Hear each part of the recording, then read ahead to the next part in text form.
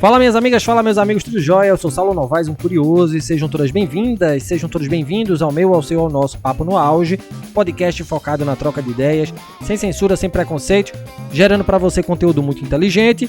E como a gente faz isso?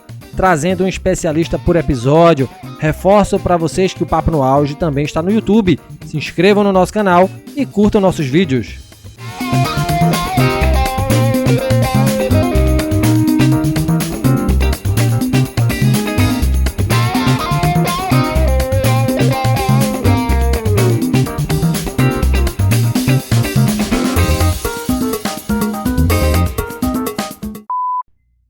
O papo hoje é sobre arqueologia e não vamos falar sobre dinossauros. A conversa deste episódio aborda a arqueologia das doenças. Há milênios, a humanidade convive com doenças infecciosas e tem resistido às crises que elas provocam. Evidências encontradas em esqueletos mostram que as doenças infecciosas estão conosco desde o nosso início como espécie. Pandemias anteriores à da Covid-19, dentre elas a da gripe espanhola, a da peste negra ou peste bubônica, ou a da peste justiniana, não parecem tão distantes para os arqueólogos. O que a arqueologia nos ensina sobre epidemias ao longo da história? Essa pergunta e outras indagações serão respondidas pelo pesquisador Joldes Matos. Joldes é graduado em jornalismo e em arqueologia pela Universidade Federal de Pernambuco, doutorando pelo programa de pós-graduação em arqueologia também da instituição pernambucana. Seja bem-vindo, meu amigo Joldes. Que honra recebê-lo aqui para essa prosa. Ouvir você sempre é um bálsamo pela bagagem de conhecimento que você carrega consigo, meu amigo. De pronto, curiosidades sobre a tua trajetória profissional. Como foi essa jornada passando pelo jornalismo e caindo na arqueologia? Seja bem-vindo, meu amigo Joldes. Oi, Saulo, é um prazer estar aqui no Papo no Auge. Agradeço muito a oportunidade de a gente ter essa conversa aqui. É sempre importante falar, né, sobre as ciências. A arqueologia é uma ciência que estimula muito a imaginação das pessoas e é sempre bom ter essa oportunidade de trazer alguns esclarecimentos, falar um pouco sobre a parte de atuação da gente no trabalho. Sim, eu comecei no jornalismo, mas eu sempre tive uma maior fascinação pela teoria da comunicação do que pela prática jornalística em si. E quando eu terminei o curso de jornalismo, coincidiu de ser a primeira turma, o primeiro vestibular para a primeira turma de arqueologia da UFPE. E foi quando eu prestei o vestibular, ainda naquele formato antigo da Coveste, e entrei na primeira turma. Eu fiz a graduação, depois fiz o mestrado.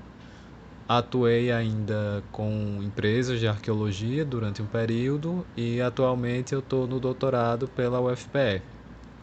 Eu atualmente estou trabalhando com o povoamento das Américas, já trabalhei no mestrado com práticas mortuárias e na graduação eu trabalhei com arqueologia da paisagem e patrimônio edificado.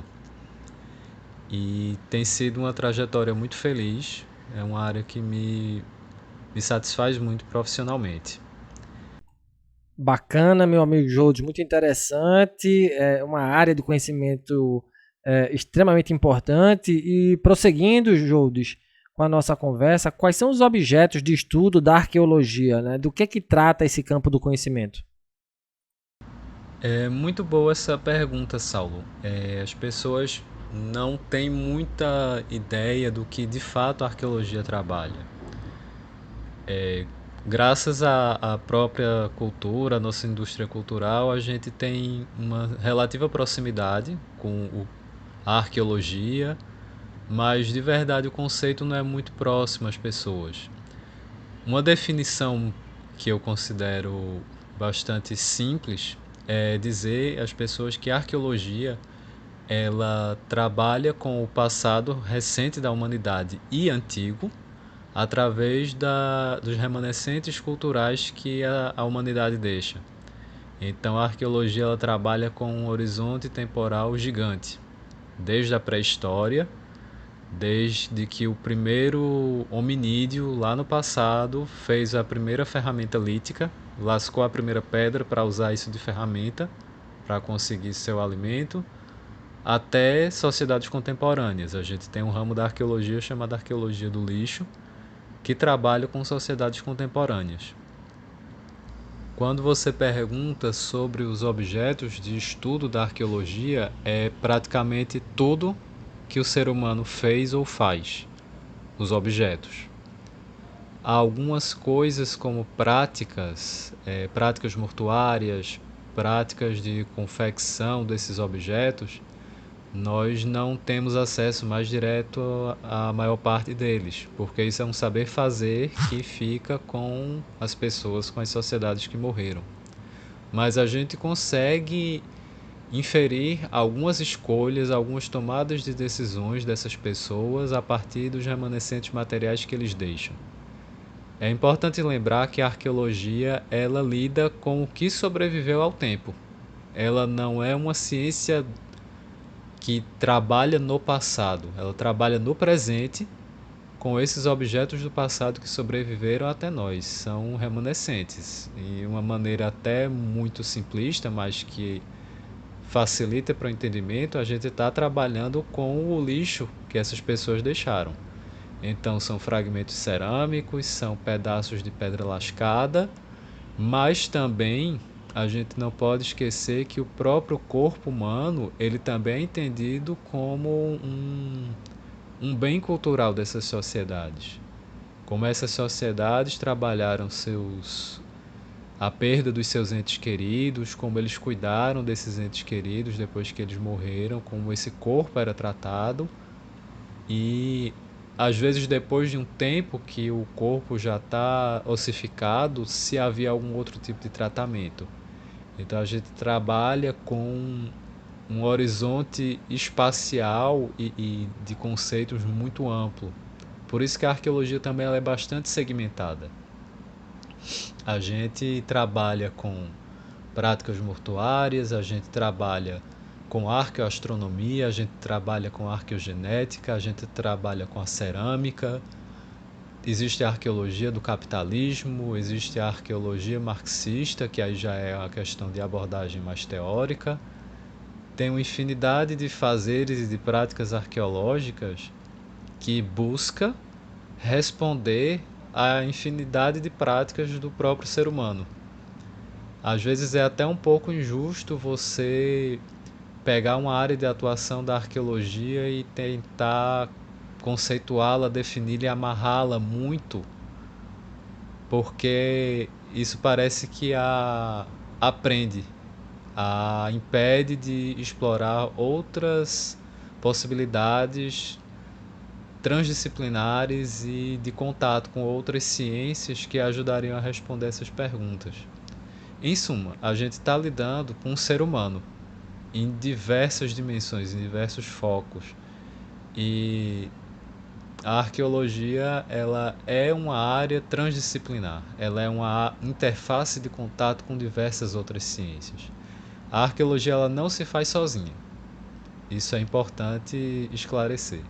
A arqueologia ela vive em parceria com a física, com a química, com a história, com a antropologia, com as artes, com a estatística, porque são muitos dados e a gente tem que lidar com esses dados de maneira estatística, com as ciências da saúde, porque afinal de contas existe uma área só para falar sobre as doenças, que é a arqueologia das doenças, a paleopatologia, paleoparasitologia, que são áreas de interface com as ciências da saúde também. Eu acho a arqueologia uma ciência muito fascinante, uma área científica muito fascinante, justamente pela possibilidade de dialogar com tantas outras áreas.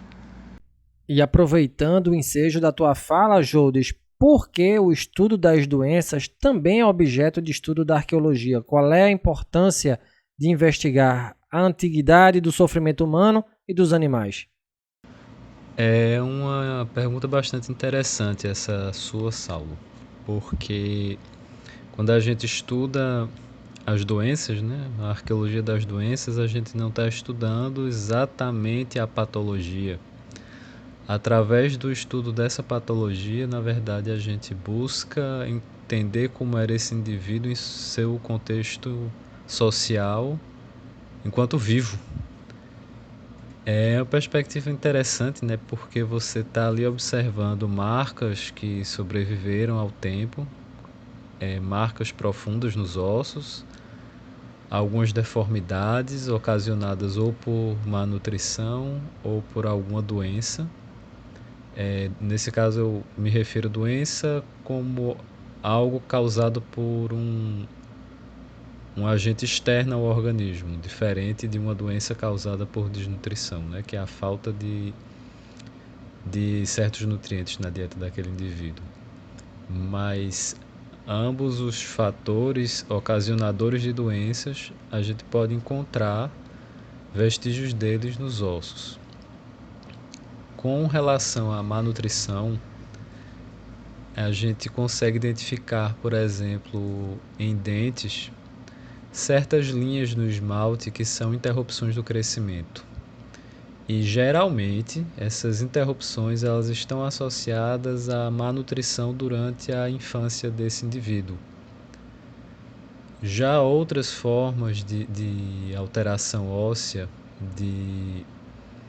quando o indivíduo está adulto e essa alteração óssea é causada por um estágio muito avançado de uma doença, como por exemplo a sífilis, a gente percebe o quanto aquele indivíduo ele careceu de cuidados médicos por questão, normalmente, como são indivíduos muito antigos, né?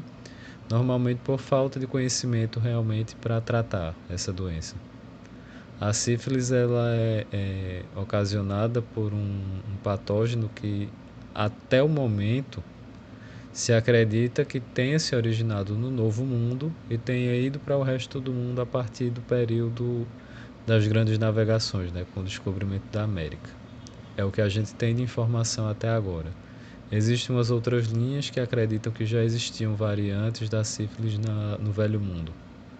Não é um consenso ainda. Mas o que é interessante de observar nesses indivíduos mortos com essas marcas nos ossos, seja ocasionado por falta de nutrientes, seja ocasionado por um patógeno, um micro-organismo que ocasionou aquela deformidade, a gente na verdade está buscando entender a vida daquele indivíduo, como indivíduo e como membro de uma sociedade também, porque a gente não pode ignorar que certos casos de má nutrição também são em decorrência de que aquele indivíduo pertencia a um segmento social de sua época que não teria tanto acesso a alimentos mais ricos do ponto de vista nutricional. Ou porque alimentos que cientificamente a gente sabe que são ricos em nutrientes, naquela cultura, naquela época, naquela sociedade não eram apreciados ou não eram conhecidos por aquela sociedade. Alimentos que fossem mais ricos em ferro ou que fossem mais ricos em certas vitaminas e que ocasionassem alguma malformação óssea durante o crescimento daquele indivíduo. A gente tem que lembrar que fenômenos como o raquitismo, eles assombram nossas sociedades até hoje, né? E nós estamos falando às vezes de sociedades já industrializadas, mas que possuem uma desigualdade social grande. Agora imagine isso no passado, em que a produção de alimentos ainda era muito dependente de uma agricultura ainda rudimentar, com poucas técnicas de irrigação, muito dependente das variações térmicas e pluviométricas. Mas se a gente pensa em indivíduos adultos que têm deformidades ósseas, que têm às vezes uma remodelação óssea ocasionada por fraturas que não foram bem tratadas, teve o caso das doenças que, em estágios mais avançados, como eu falei da sífilis, causam uma degeneração óssea, ou até mesmo indivíduos que sofreram remodelação óssea em decorrência de idade avançada ou doenças como artrite reumatoide. A gente pode pensar em indivíduos que são encontrados sem os dentes, não porque foram perdidos, né? Não é uma perda pós-mortem, como a gente chama, é uma perda ante-mortem. Então você tem o osso da mandíbula ou o osso maxilar, ele está completamente liso, ele nem tem mais o alvéolo onde o dente se encontrava. Então aquele indivíduo ele perdeu os dentes ainda em vida e provavelmente teve uma certa dificuldade para se alimentar também. Então tudo isso em suma, é para dizer que o estudo das doenças é uma tentativa, uma busca de entender, na verdade, a vida e o estado de saúde desses indivíduos e dessa sociedade. Se você pensa do ponto de vista da parasitologia, né, vale frisar, essas questões voltadas aos ossos que eu mencionei até agora é muito voltado para a área da paleopatologia. Mas se a gente pensa em outras doenças causadas por parasitos, aí a gente já está entrando na área da paleoparasitologia. É muito comum, ou pelo menos deveria ser muito comum, que quando nós encontramos certos enterramentos, a gente também coletasse areia, ou as terras, o sedimento. Seria interessante que todos os enterramentos que nós encontramos, a gente coletasse esse sedimento próximo ao osso da bacia, né, como se fala, ao osso sacro e aos ossos coxais, que são os nomes técnicos. Seria interessante para a busca de ovos de parasitos. Isso também vai nos informar sobre a vida daquele indivíduo, sobre as condições de higiene a que essa sociedade possuía e diversos fatores. Inclusive, isso pode nos revelar informações sobre fluxos migratórios populacionais. Porque se você pensar que um indivíduo ele contraiu determinado tipo de parasitose, e se você tem informação de onde aquele parasito ele é originário, você pode pensar em um fluxo migratório. Você pode pensar em movimentos populacionais.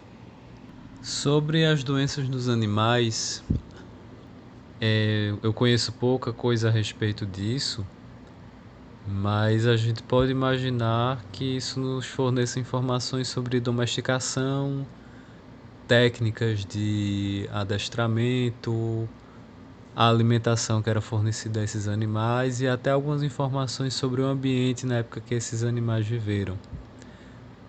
Mas só para esclarecer, a arqueologia ela só se preocupa com os animais que têm um contexto comprovado com o ser humano. Quando a gente pensa nos animais em seu habitat natural, a gente já está no campo da paleontologia, que aí é uma área que realmente eu não domino, não vou poder te explicar muita coisa a respeito disso. Mas eu posso te dizer que a paleoparasitologia, ela é uma área também que permeia a paleontologia. Ela está trabalhando com o parasito. Então ela pode realmente explicar melhor as condições de vida daquele animal. A alimentação, deficiências nutricionais ou alguma coisa que ocasionasse uma grande quantidade de parasitos nas fezes daqueles animais. Uma coisa que é importante esclarecer é que às vezes as fezes elas se petrificam e a gente consegue identificá-la em campo, né, nas escavações. Isso nos fornece informações muito valiosas, muito preciosas. Outras vezes, como eu expliquei agora há pouco, é importante lembrar que mesmo nos animais, a gente pode coletar esse sedimento para fazer as análises e tentar identificar ovos de parasitos. Isso porque ali ficava os intestinos dos animais, o intestino humano fica próximo a esses ossos, e quando a decomposição do corpo, naquele sedimento, o que for mais resistente acaba ficando depositado. E aí a gente coleta para poder fazer a análise. Respostas extremamente abalizadas, meu amigo Jodes. E a gente está vivenciando a pandemia da Covid-19, que passa por um momento delicado no Brasil, né? Ultrapassamos a casa das 300 mil mortes, sendo o Brasil o epicentro da doença. Em outros recortes históricos, Jodes, tivemos também outras pandemias, epidemias e surtos epidemiológicos, vale frisar a gripe espanhola, né, e a peste bubônica. A tuberculose pulmonar, por exemplo, já existia entre os grupos pré-históricos americanos. Sob o ponto de vista da arqueologia, Jodes, o que as doenças dizem sobre a raça humana? No que a idade de morte ajuda na compreensão de como eram as vidas das pessoas? É bem interessante nessa questão. O que é que uma doença pode falar sobre a raça humana? Como eu te falei, né? A gente pega o corpo lá do indivíduo morto, tenta identificar as doenças, mas a gente está buscando era a forma de vida que aquela pessoa tinha e que aquele grupo tinha. O que é que isso pode nos falar? Bom, se a gente pensar, por exemplo, na peste negra, acredita-se que ela tenha uma origem antiga ainda na Ásia, mas não se tem muita certeza de sua origem e de quando ela começou. A primeira vez que ela entrou na Europa, infelizmente é na Europa que a gente tem mais registro, então não vou poder fugir muito dessa fonte, né? São as fontes europeias que nos dão mais registros. A praga justiniana, como ficou conhecida, que foi entre o século VI e o século VIII. Foi o primeiro registro dessa peste negra assolando a Europa. Então imagine, foram 3 séculos aí tendo notícias dessa doença que matava as pessoas e que não se sabia exatamente como. E no século XIV é que a Europa foi mais massivamente atingida pelo que ficou classicamente conhecido como peste negra, que se acredita que matou de 30 a 60% da população em um período de apenas 5 anos. A Yersinia pestis, né, que é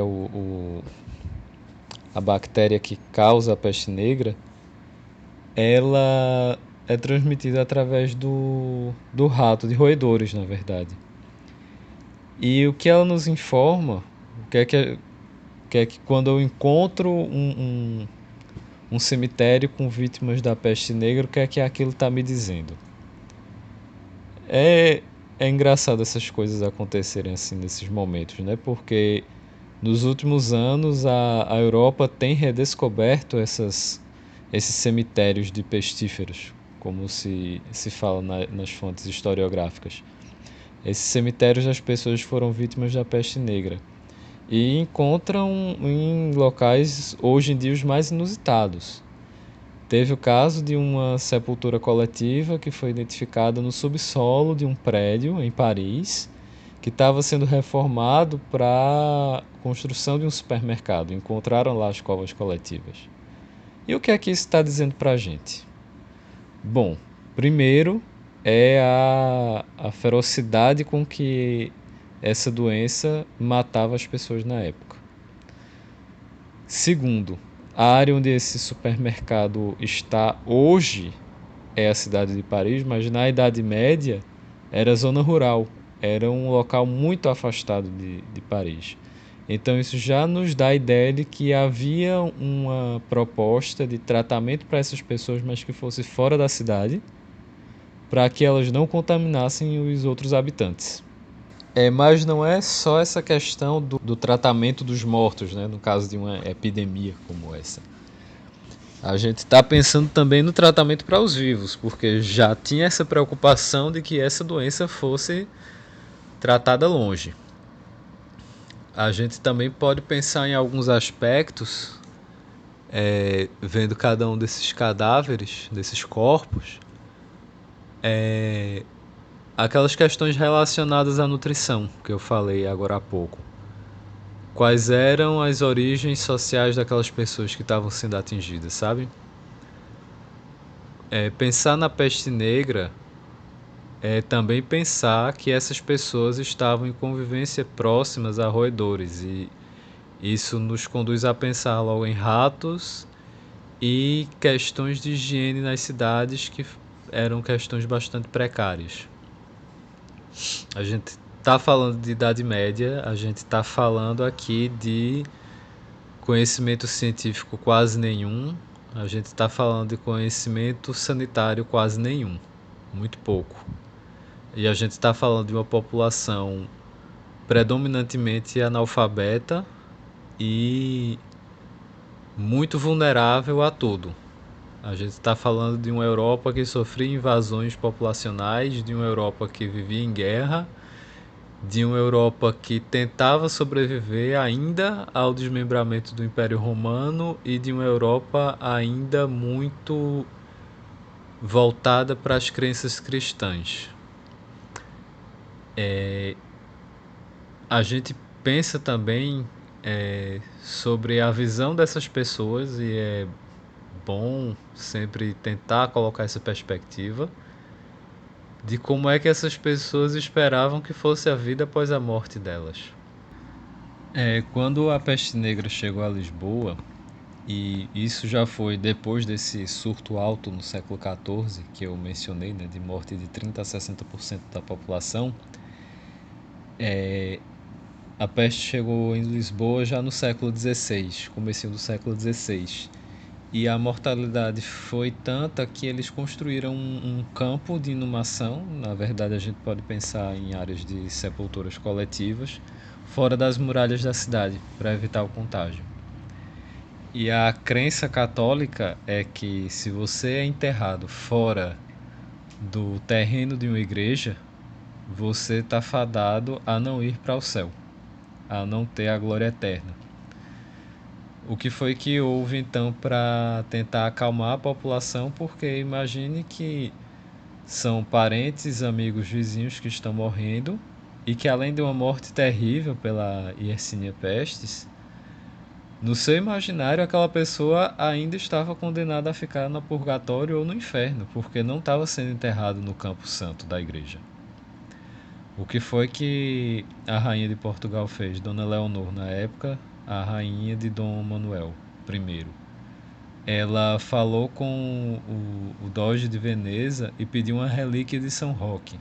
Para os católicos, São Roque é o santo protetor contra as epidemias, contra as pestes, né, contra as pragas. E Veneza enviou uma relíquia de São Roque e ela mandou construir uma igreja que existe até hoje em Lisboa, que é a Igreja de São Roque. A Igreja de São Roque foi construída sobre o local onde as pessoas estavam sendo enterradas, vítimas da peste negra, os mortos. Foi a crença de que a ser enterrado no templo católico, na igreja, seria mais uma garantia para a salvação da alma. Pelo menos aquelas pessoas, aqueles indivíduos que foram mortos ali, que foram mortos pela peste negra, terem algum tipo de alívio de suas dores na pós-vida. Então, mesmo analisando os corpos enterrados, a gente também está vendo forma de se pensar sobre a morte daquela população, daquela sociedade. A gente está ainda tendo essa informação que nem é nos dada exatamente pelos ossos, né? Ou por marcas que tenham neles, mas pela forma, pelo ambiente e pelo que está construído ao redor daqueles túmulos, daquelas sepulturas. E aí quando você me pergunta o que a idade de morte, né, a idade à morte, ajuda na compreensão de vida dessas pessoas, a gente está vendo aí também a qualidade de vida dessas pessoas. Se você identifica um cemitério, um sítio cemitério, como a gente costuma chamar, em que você vê muitos adultos jovens e sem marcas de envelhecimento nos ossos, sem marcas de doenças, mas você vê marcas de instrumentos perfurocortantes, você está provavelmente se deparando ali com o contexto de uma sociedade que vive em conflito, armado. Se você identifica muitas crianças, você está se deparando ali com uma situação de muita mortalidade infantil ou ocasionada por doenças ou por malnutrição. Às vezes malnutrição da própria mãe, que ela não conseguia produzir leite suficiente ou adequado para a alimentação daquelas crianças ou o alimento que era oferecido a essas crianças depois do desmame também não estava suprindo as necessidades delas. E se você encontra um cemitério com muitas pessoas idosas, é porque provavelmente aquela sociedade, aquele povo tinha uma longevidade boa. E aí você pode até se perguntar, pode afirmar, né? A gente só vai afirmar depois que estudar e cada sítio e cemitério é um caso. Mas você pode partir para uma perspectiva de pesquisa ou uma pergunta de, bom, se essas pessoas estavam vivendo tanto, né? Estavam todas morrendo já com idade mais avançada, será que a qualidade de vida delas nesse lugar era melhor? E se sim, se era uma qualidade de vida melhor, o que é que esse grupo aqui tinha ou fazia para ter essa qualidade de vida melhor que um outro grupo próximo talvez não tivesse? Mais recursos a fontes de alimentação de melhor qualidade, uma água melhor, um modo de vida mais tranquilo, que proporcionava um cuidado com os mais velhos, com os idosos. São várias perguntas que a gente se faz, mas nem sempre é possível generalizar, né? A gente tem que ver cada caso, cada sítio, o que cada indivíduo vai poder nos fornecer de informação. É, é uma busca muito feliz. Nem sempre a gente vai encontrar as respostas, né? Nem sempre. Mas são perguntas que sempre valem a pena ser feitas. Jodes, para o campo do conhecimento chamado paleopatologia, convergem outros aportes científicos que outras ciências auxiliam no estudo das doenças ao longo do tempo e por que essa interdisciplinaridade é tão relevante? Pois é, Saulo. A arqueologia como um todo, ela é muito interdisciplinar. Não é só nessa área da arqueologia das doenças, da bioarqueologia, né? A gente está falando de uma ciência, a arqueologia, que está lidando com resíduos, com remanescentes, com o que sobrou de uma sociedade de indivíduos. E para isso a gente tem que ter muitas ferramentas, a gente tem que ter um ferramental bom para isso. Então a gente tem que entender desde o pH do solo, em que aquele indivíduo foi inumado, enterrado, né? Inumado é o termo técnico. Desde o pH daquele solo, as questões paisagísticas, a escolha do local onde ele foi enterrado. Se a gente vai fazer algum tipo de análise, por exemplo, de datação, e como são restos orgânicos que a gente está falando, remanescentes orgânicos, ossos, a gente está falando de datação por carbono 14. Então aí a gente já tem um apoio da física. Se a gente ainda está falando de questões de o que se chama de enxoval funerário ou acompanhamentos funerários, que são os objetos que são colocados junto ao morto no seu enterramento, então você tem uma série de outras disciplinas que vão lhe ajudar. Mas, fundamentalmente, o que vai ajudar a gente é conhecimento de anatomia, porque você precisa entender os ossos, se estão todos ali, se estão em seu formato considerado o formato natural para aquele osso, se está faltando algum, por que estaria faltando, né? Já seria a ausência de algum osso, é um fenômeno tafonômico. Tafonômico que a gente fala é o que acontece depois que o indivíduo é sepultado, né? É a história daquele corpo à medida que ele vai se degenerando e os ossos vão aflorando.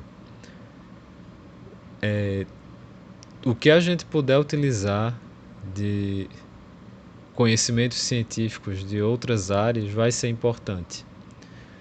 Em alguns casos, se você pensar, por exemplo, um contexto de conflitos, indivíduos que morreram por objetos contundentes, por perfuro-cortantes, você com certeza vai precisar da ajuda de alguém que entenda da área forense, porque você pode estar lidando com um contexto bastante semelhante ao contexto de um crime, né?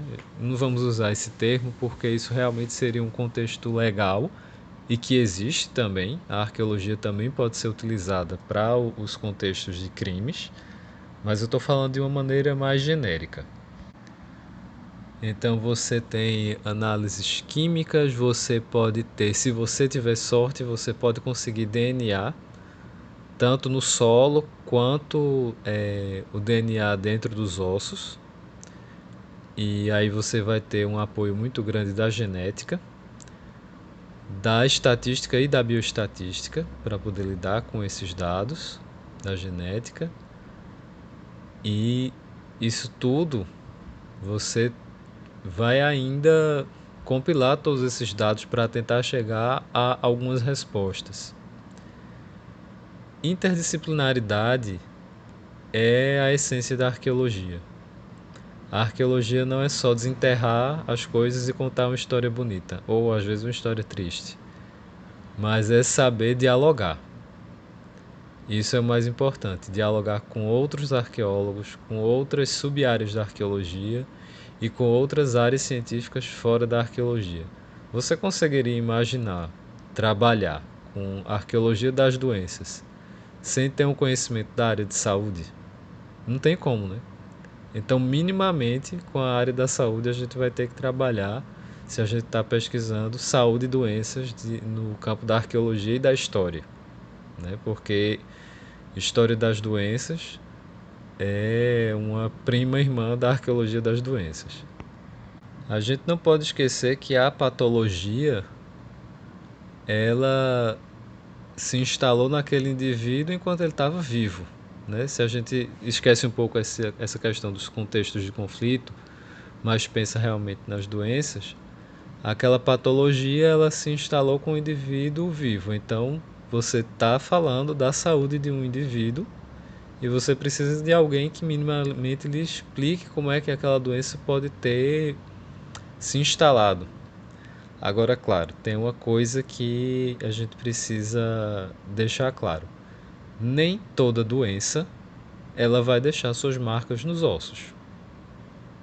Se você pensar em doenças agudas e que acometem os indivíduos de maneira muito forte, aquele indivíduo vai morrer e não vai ter nenhum tipo de marca nos ossos, vai ficar nos tecidos moles.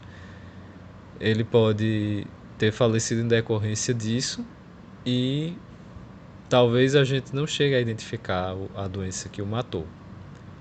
Por outro lado, podem ocorrer também alterações ósseas, modificações ósseas, remodelações, como a gente costuma falar, e que não necessariamente representam uma doença.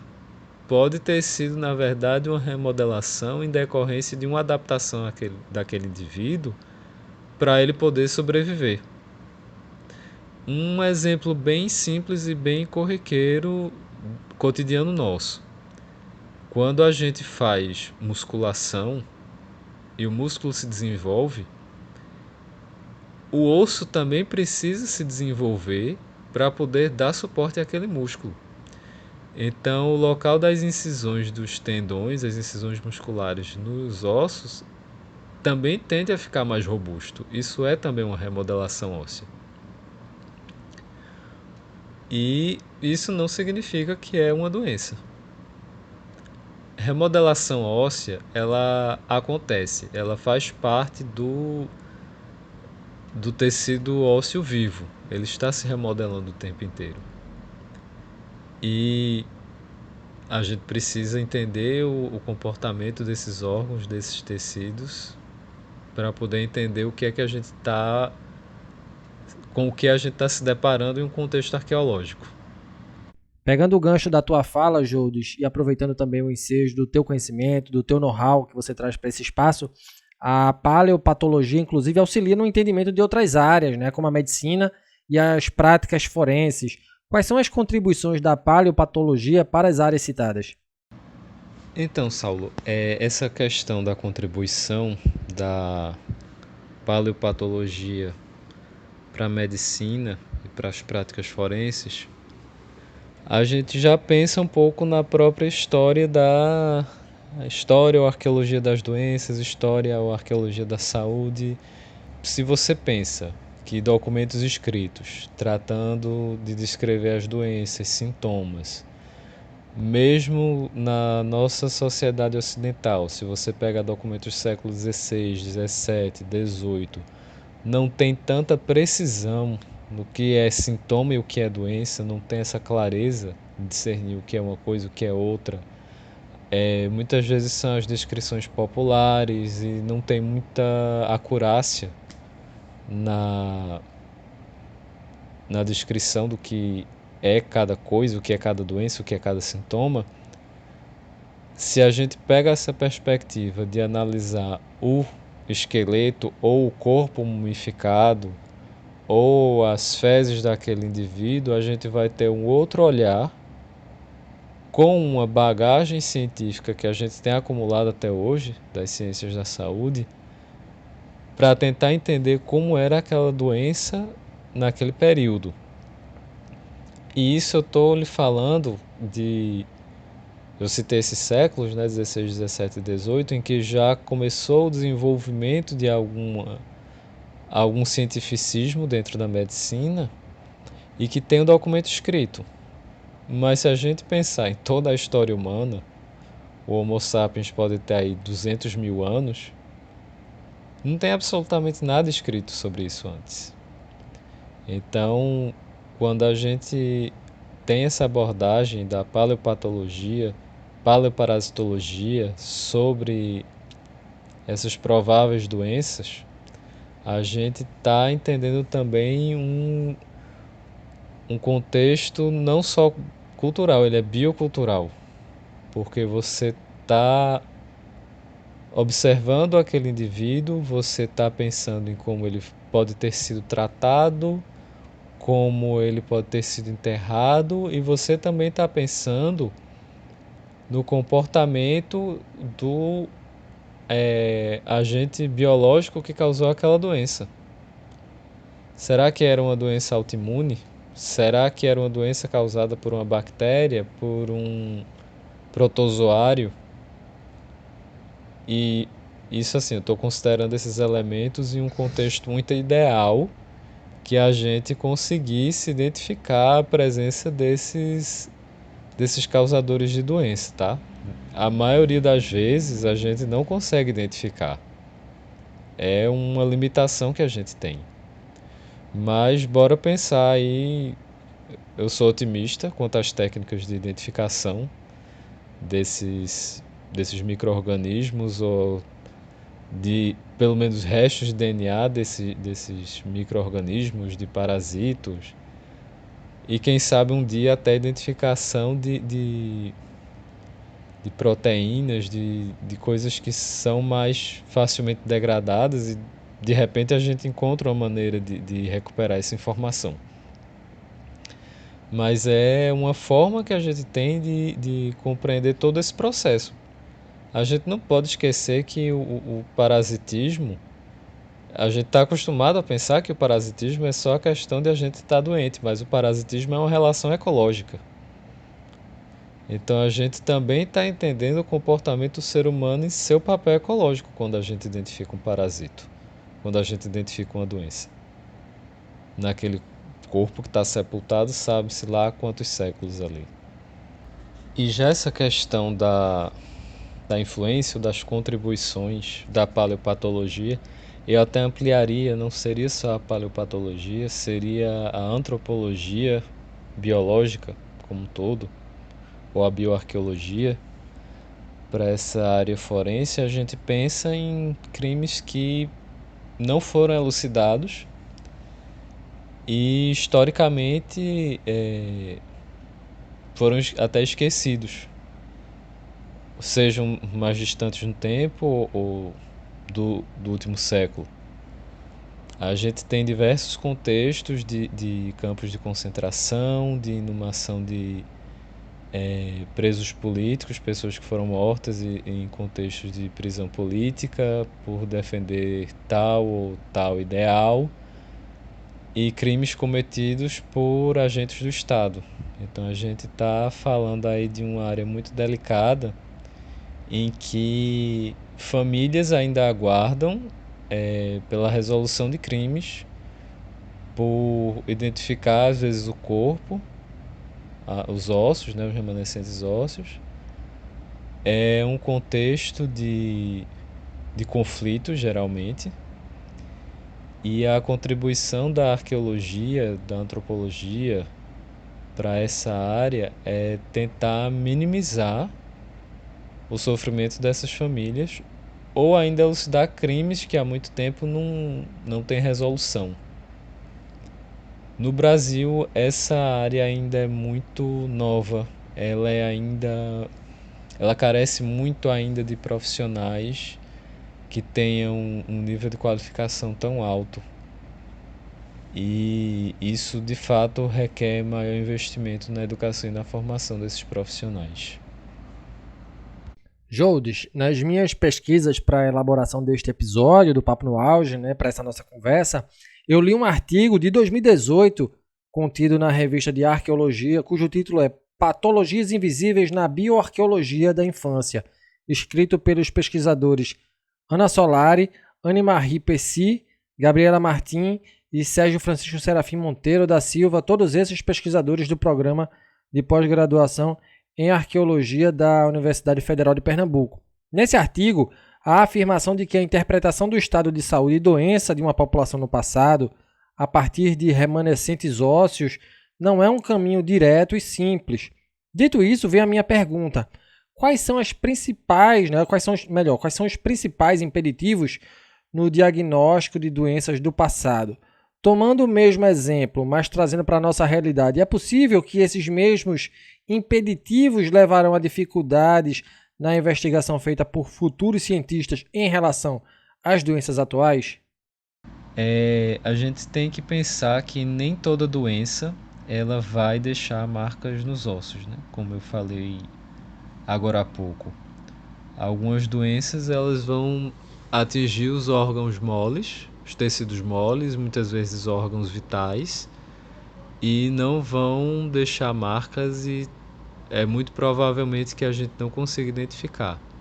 Então, se você pensar, por exemplo, uma pessoa que teve algum problema cardíaco, a gente dificilmente vai conseguir identificar isso, a não ser que for em um contexto em que o corpo mumificou, o tecido cardíaco tenha também sido mumificado e de alguma forma consiga se identificar algum tipo de lesão ou algum tipo de calcificação nos vasos. Estou aqui pensando em possibilidades, tá? Não que eu conheça um caso em que isso tenha sido identificado. Mas os impeditivos, eles estão vinculados à própria natureza das doenças. Tem doenças que matam rápido e só atingem os tecidos moles. Tem doenças que elas são mais persistentes, elas se tornam crônicas. Os indivíduos convivem com ela durante muito tempo. E na atualidade a gente tem mais conhecimento a respeito dessas doenças, como por exemplo, acho que o exemplo mais óbvio e mais contundente disso é uma pessoa que tem artrite reumatoide. Hoje em dia a artrite reumatoide ela tem tratamentos paliativos, os indivíduos vivem durante muito tempo ainda com essa doença, mas a alteração do formato ósseo ela não é totalmente parada pelo tratamento. Então, às vezes são necessárias cirurgias, né? Hoje em dia a gente tem recurso de cirurgia para as pessoas que possuem artrite reumatoide, mas a remodelação óssea em função dessa doença ela é constante. Então os ossos eles vão se deformando e é muito provável que no futuro os arqueólogos, os bioarqueólogos vão encontrar mais indivíduos com essa remodelação óssea ocasionada por uma longa sobrevida com a artrite reumatoide. Só a título exemplificativo. Então, se a gente pensa também num contexto de crime, como o das ciências forenses, né, que foi da questão anterior, se você pensar em uma forma de que a pessoa foi morta, mas que não atingiu o osso, porque uma coisa é você identificar uma pessoa que foi morta com uma pancada com um objeto contundente na cabeça e, em decorrência disso, a pessoa morreu. Tá ali a marca no osso, provavelmente. Ou uma fratura muito séria, uma lesão muito grave que levou talvez até a uma hemorragia e a pessoa tenha morrido em decorrência disso. Você percebe que o osso não, ele fraturou ainda fresco, né, a pessoa ainda viva, e ele não remodelou, ele não cicatrizou. A gente pode pensar também em algum tipo de infecção, a partir daquilo dali a pessoa morreu em decorrência não de hemorragia, mas de infecção. Mas você está vendo ali que o osso ele foi fraturado, ainda fresco e não cicatrizou. Então a pessoa morreu proximamente àquele acidente ali.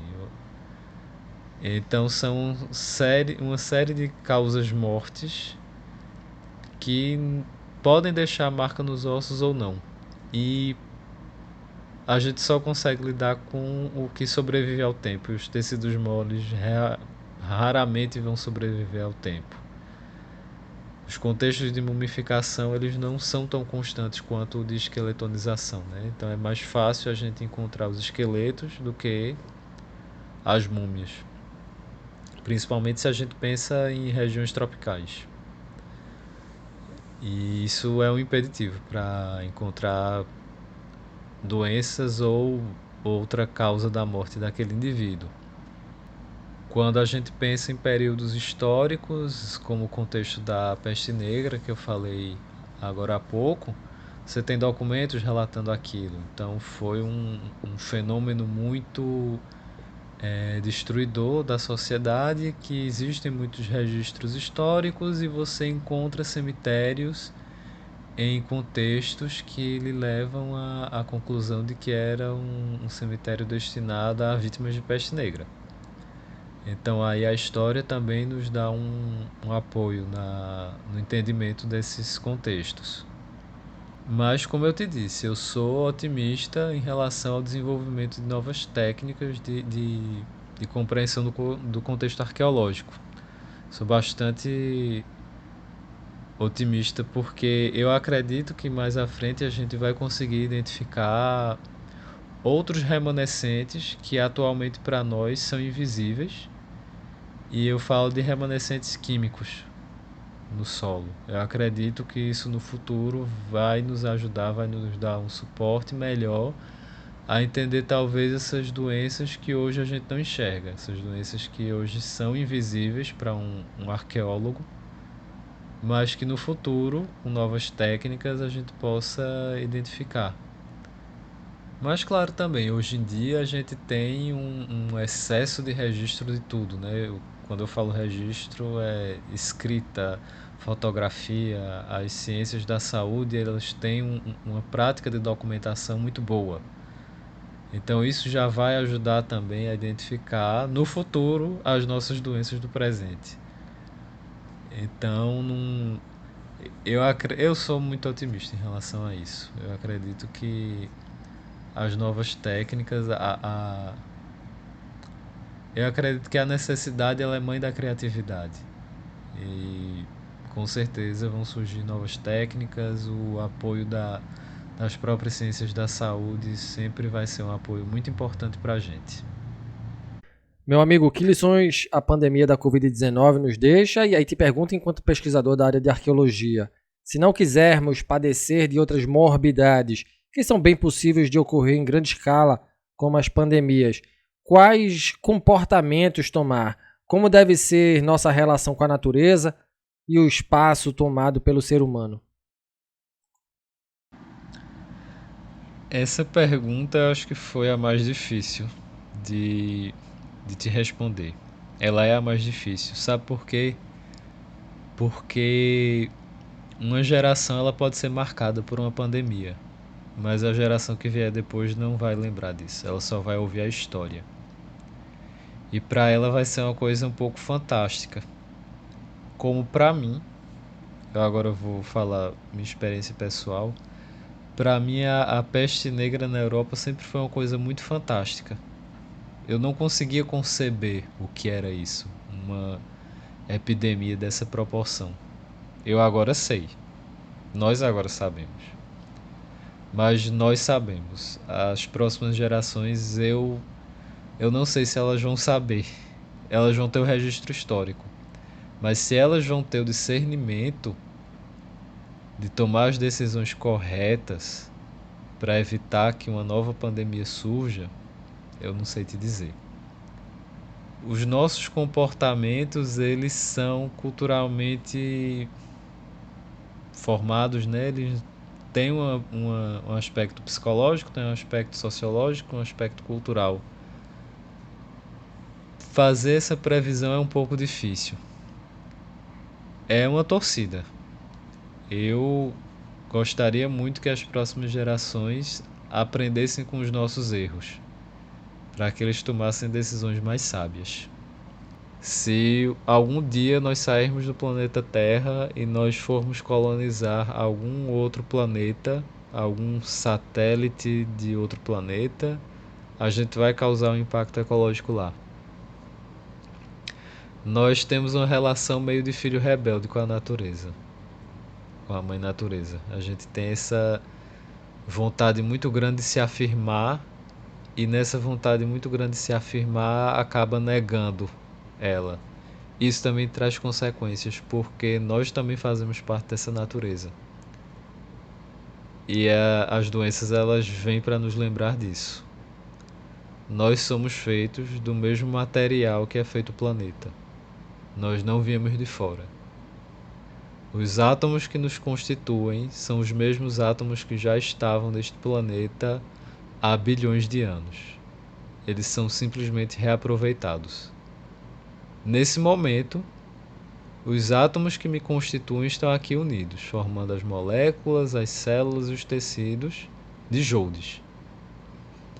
Daqui a um tempo, eles vão estar formando outra coisa.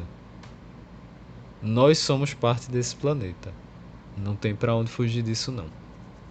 Por mais que nossa arrogância e nosso devaneio, às vezes, nos faça pensar que não. Mas nós somos um pedaço desse planeta e a gente precisa se lembrar disso. E chegamos ao fim deste episódio do Papo no Auge. Hoje conversamos com o jornalista, doutorando em arqueologia, Joldes Matos. Um papo super bacana sobre a arqueologia das doenças. Joldes, eu quero muito te agradecer por sua presença em nosso espaço. Uma honra receber você em nosso podcast. Para quem quer se aprofundar na temática debatida aqui, meu amigo, há algum livro que você gostaria de recomendar? Pergunto isso como forma da gente estimular a leitura, né? Seja para leigos no assunto, seja para estudiosos da área. E, mais uma vez, meu amigo, muita gratidão por sua participação e por sua generosidade em partilhar teu conhecimento aqui com a gente. Saulo, foi um prazer estar aqui, foi um prazer conversar contigo, trazer um pouco da minha experiência com arqueologia, do meu ponto de vista. Livros, bora lá. O que é que eu posso recomendar? Olha, um dos meus favoritos em relação a isso, ele nem é exatamente da área de arqueologia, ele é da área de história.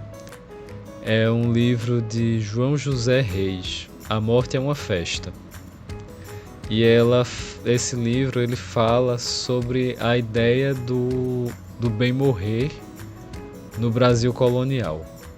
É uma perspectiva muito interessante do que se pensava como ideal de morte para o brasileiro católico no período colonial, passando para o período do Império no Brasil. É uma leitura maravilhosa. Um outro livro bastante interessante é de Carlos Alberto Cunha Miranda, A Arte de Curar nos Tempos da Colônia. Ela é um livro que já traz uma perspectiva mais do tratamento das doenças. Também vale a pena ser lido.